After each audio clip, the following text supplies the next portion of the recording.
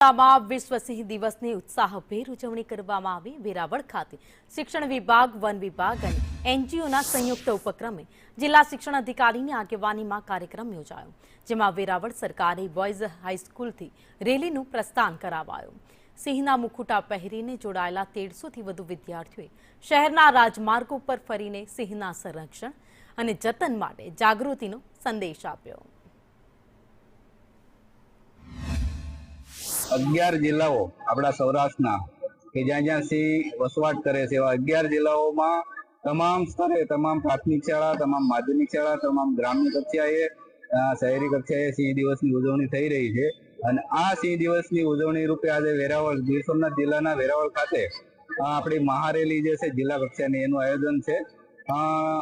10 સ્કૂલના અમારા 1300 ઉપરાંત વધારે વિદ્યાર્થીઓ, 1300 કરતા પણ વધારે વિદ્યાર્થીઓ અને 60 થી 70 શિક્ષકો આ રેલીમાં જોડાયેલા છે। તો છેલ્લા કેટલાય